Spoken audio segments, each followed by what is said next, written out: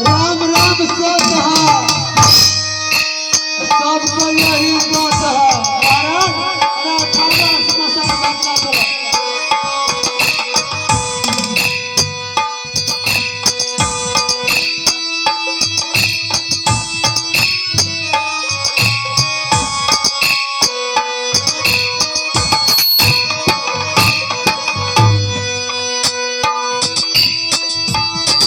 Three